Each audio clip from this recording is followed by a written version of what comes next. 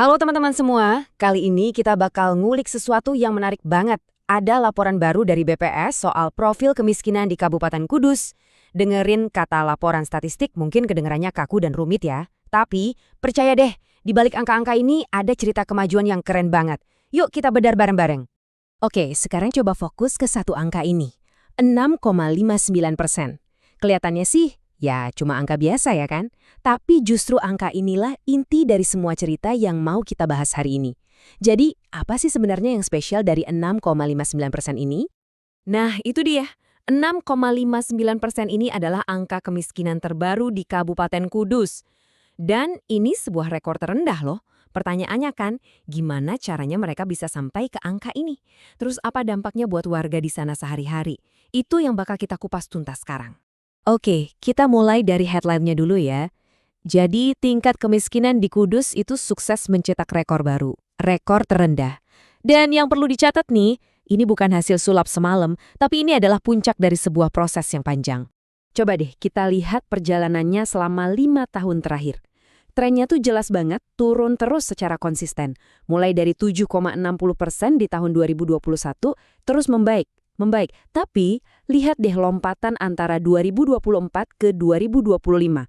Dari 7,23% langsung anjlok ke 6,59%. Wow, penurunan 0,64 poin persen dalam setahun itu signifikan banget loh. Oke, dari tadi kita ngomongin angka kemiskinan, turun, rekor. Tapi mungkin ada yang bertanya-tanya, sebenarnya gimana sih cara BPS nentuin seseorang itu miskin atau enggak? Nah, jawabannya itu ada di satu konsep kunci, namanya garis kemiskinan. Gampangnya gini, bayangin aja garis kemiskinan itu kayak semacam batas minimum pengeluaran. BPS itu ngitung kira-kira berapa sih duit yang dibutuhin satu orang per bulan buat beli kebutuhan paling dasar. Ya buat makan, pakaian, sewa rumah, gitu-gitulah.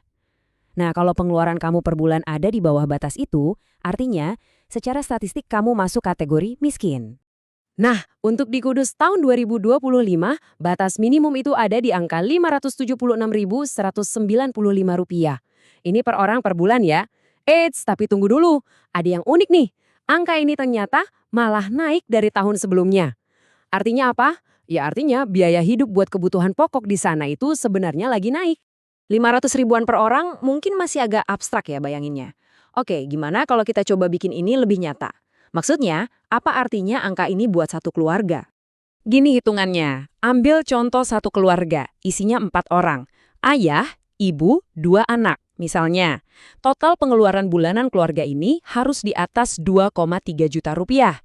Kalau sampai pengeluaran mereka di bawah itu, baru deh mereka masuk kategori miskin. Nah, kalau udah gini, angkanya jadi lebih kebayang kan? Tapi ceritanya belum selesai. Ternyata ngukur kemiskinan itu nggak cuma soal berapa banyak orangnya. Ada 2 lapisan lagi yang perlu kita lihat biar kita benar-benar paham kondisinya. Jadi pertanyaannya tuh berkembang. Bukan lagi cuma berapa banyak orang miskin, tapi juga seberapa miskin sih mereka? Seberapa jauh lagi mereka dari garis kemiskinan itu? Dan di antara mereka yang miskin, kesenjangannya gimana? Nah, buat jawab pertanyaan-pertanyaan tadi, BPS punya 2 alat ukur canggih. Yang pertama namanya Indeks Kedalaman Kemiskinan, atau P1. Gampangnya, ini ngukur seberapa jauh sih rata-rata orang miskin dari garis batas tadi. Yang kedua, Indeks Keparahan Kemiskinan, atau P2. Ini buat ngukur ketimpangan di antara sesama orang miskin. Dan di sini nih letak kabar baiknya lagi. Di Kudus, dua-duanya turun drastis. Ini artinya apa? Ini artinya bukan cuma jumlah orang miskinnya yang makin sedikit, tapi mereka yang masih miskin pun kondisinya jadi lebih baik. Jarak mereka ke garis kemiskinan makin dekat, dan kesenjangan di antara mereka juga makin kecil. Keren kan? Oke, kita udah zoom in ke detail-detail di dalam Kudus. Sekarang, waktunya kita zoom out. Kita lihat gambaran besarnya. Gimana sih performa Kudus kalau kita bandingin sama kabupaten tetangganya? Atau bahkan sama Indonesia secara keseluruhan? Nah, coba lihat tabel ini. Ini perbandingan Kudus sama tetangga-tetangganya di wilayah eks-karesidenan Pati. Kalau dari persentase, Kudus emang ada di urutan kedua terendah, di bawah Jepara. Tapi, coba lihat kolom jumlah penduduk miskin. Dengan angka 60 ribuan orang, Kudus itu punya jumlah absolut penduduk miskin paling sedikit di antara mereka semua. Nah, ini poin yang penting banget. Kalau kita zoom out lagi, lebih keren lagi kelihatannya. Angka 6,59% punya Kudus ini jauh di bawah rata-rata nasional yang 8,47%. Bahkan lebih rendah dari rata-rata Provinsi Jawa Tengah sendiri yang ada di 9,48. Ini benar-benar pencapaian yang solid banget.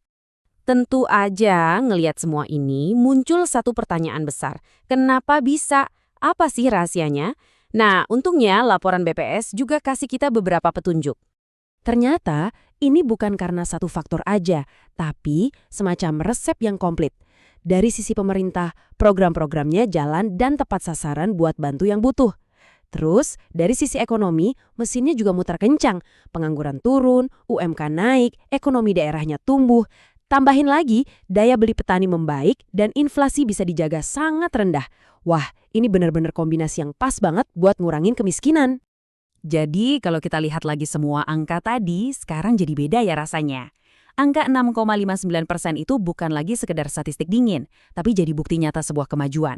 Angka garis kemiskinan ngasih kita konteks, dan turunnya indeks P1 dan P2 itu nunjukin kalau perbaikannya tuh merata. Semua angka ini ternyata saling nyambung, membentuk satu cerita besar tentang keberhasilan. Kisah Kudus ini benar-benar jadi bukti sekaligus inspirasi ya. Mereka udah berhasil bikin lompatan yang luar biasa.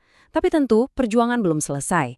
Pertanyaan besarnya sekarang, gimana caranya supaya momentum bagus ini bisa terus dijaga? Apa langkah selanjutnya biar tren positif ini nggak cuma bertahan, tapi makin kuat? Menarik buat dipikirkan. Oke, segitu dulu kupas tuntas data kita kali ini. Terima kasih sudah menyimak.